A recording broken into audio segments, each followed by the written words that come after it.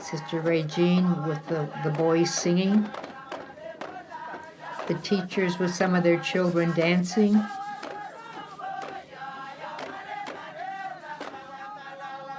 And that special occasion actually was my Jubilee celebration, when I celebrated 25 years as a missionary sister of the Sacred Heart. The schools come together again to do the march by.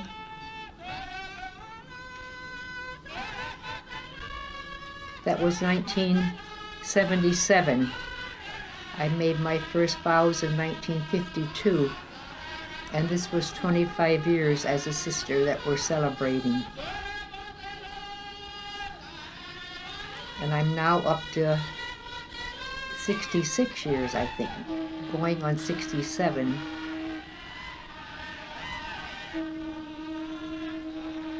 We hoist the flag to start the day off.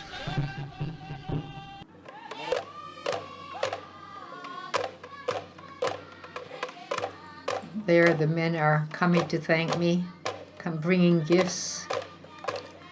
Probably at this time I had been there 15 or 16 years with this tribe, working with them, running the hospital, delivering babies, visiting the villages, distributing medicine. That's the wife of our Catechist Marcus, bringing me some shell money and some small gifts and shells and different things.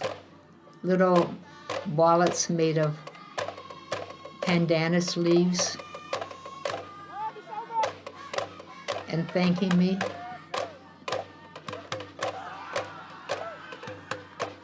And Atsika unwrapping a gift and explaining what's in it. It's too bad I didn't make a list of all these things so I could share more with you, but it didn't happen.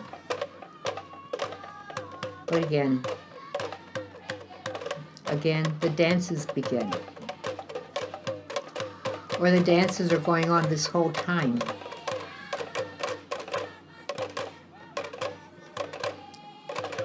The challenge, the men saying, "What are you going? What are you coming for?" And the response is, "We're celebrating Sister's years with us, her years as a sister."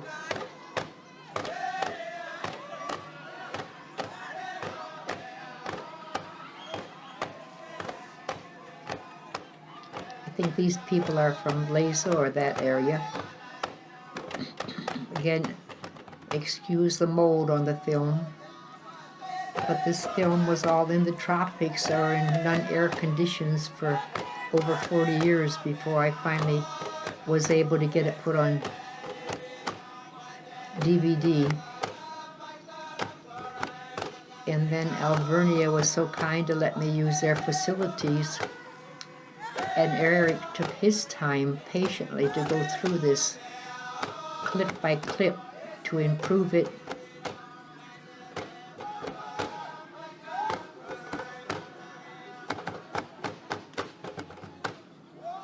There's again the women dance. Like I said, those skirts and siasis take a long time to make. It has to be combed. There's a special leaf that they comb to make the siasi. There I'm putting kabang on a woman, thanking her. She probably was someone that worked, I don't remember who it was, but someone that worked very closely with me or someone that needed special recognition.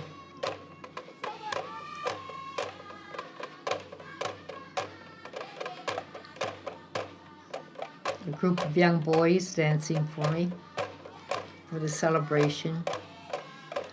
And like you see, people gathered all around. They try to find shade, but if they don't have any, they'll sit out in the sun and be part of it all.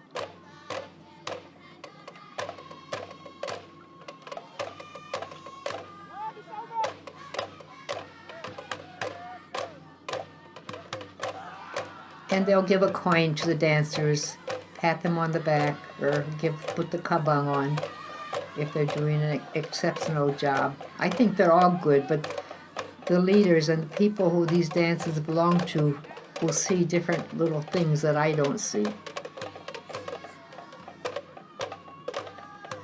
See, there's one group dancing here, one group dancing over there, and the men with the baskets making the music with their kundus.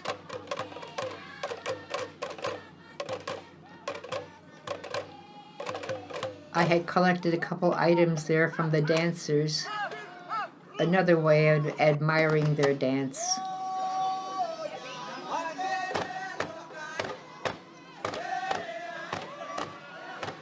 And the shell money also is very difficult to make. They take these little shells and crush them and punch holes in the pieces and then string it. And then putting it around my neck is a way of saying thank you. Because that is precious to them. The shell money is very precious, very tedious to make. Very time consuming.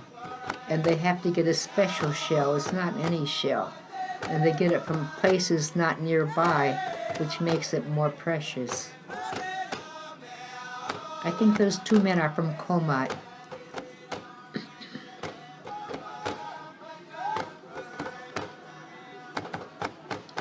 One is probably Kokon, and I'm not sure who the other might be. There again, they made the mask and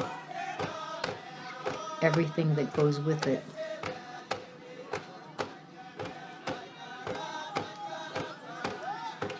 The men have found a special powder instead of trying to buy shirts which they otherwise would not wear because of the heat probably. They still have decorated their bodies to honor the occasion, to celebrate with me. And you see the men up front hitting the kundus, making the music, and there'll be someone with them singing. There I am with the dancers. Queen for the day.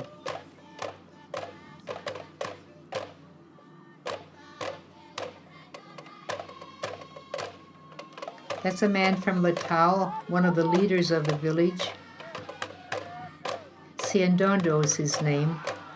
He's always been very special, trying to get help from the government when we were building the hospital, trying to get people to contribute.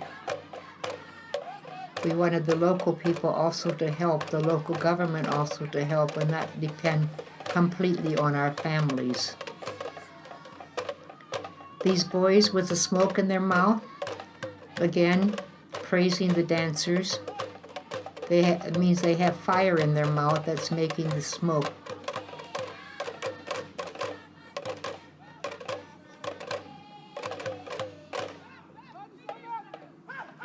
Different types of dances.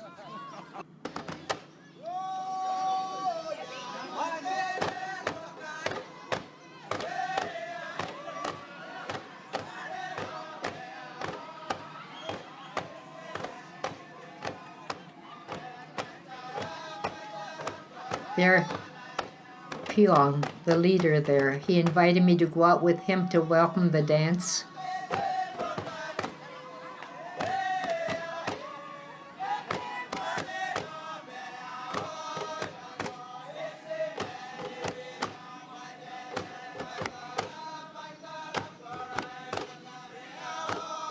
Their sister Frederica, just that little flash there was the sister who I lived with, who was very helpful, who ran the school Anka. And then Sister Doreen is the sister who did a lot of our domestic work and trained the girls. Here you see the men have oil on their skin, which is considered a decoration, a preparation for the dance. They use different methods.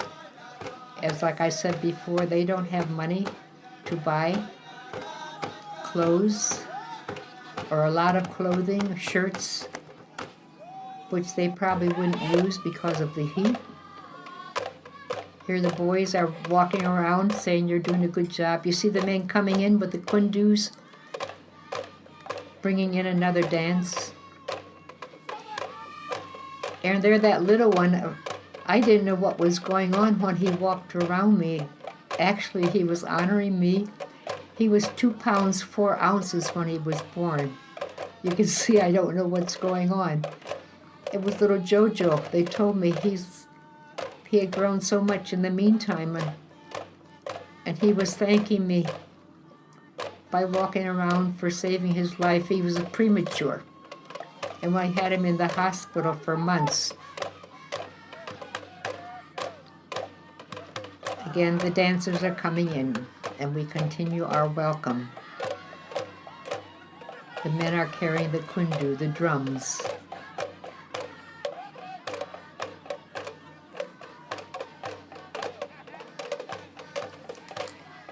And a final group of ambitious dancers.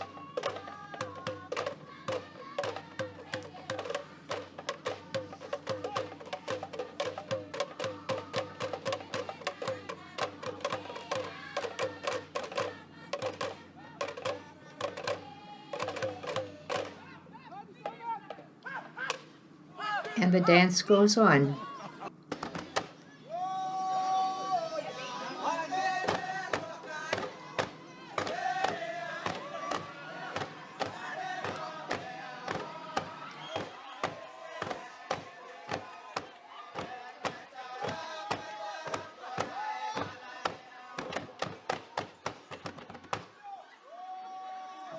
Thank you for sharing all this with me, because I think we are coming to the end. These movies would never eventuated in this form without the help of others. Let me spend a little time to thank a few of the people. Firstly, my religious congregation, the Missionary Sisters of the Most Sacred Heart of Jesus, who prepared me and allowed me the privilege of going to Papua New Guinea for over 40 years. Their love and prayers have been a great benefit and a help in my work. Thanks to my parents, Robert and Gertrude Seibert, better known as Bob and Gertie, who nourished the faith in me and encouraged and helped me in various ways over the years. My brothers and their wives, Bob and Betty, Mike and Monica, John and Mary, Joe and Lucille, George and Barb. Thanks to all of you for your interest and thoughtfulness, your support, toolboxes, camera, curtains, medicine table, and I could go on and on. Thank you for your prayers and love. Though I was thousands of miles away, you kept me alive in your hearts and in your families.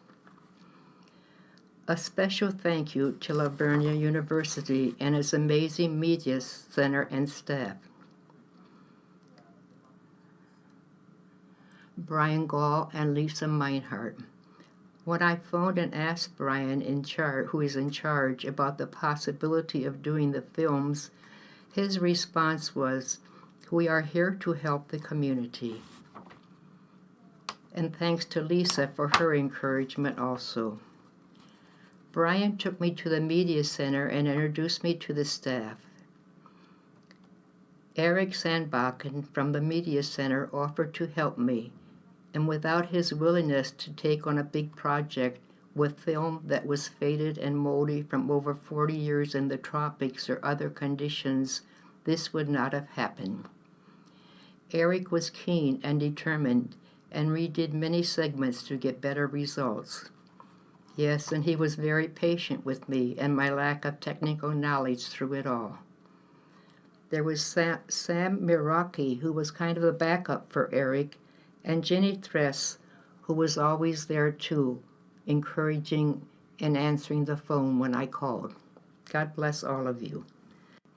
I just want to say thank you to all of you, and may God bless and reward you.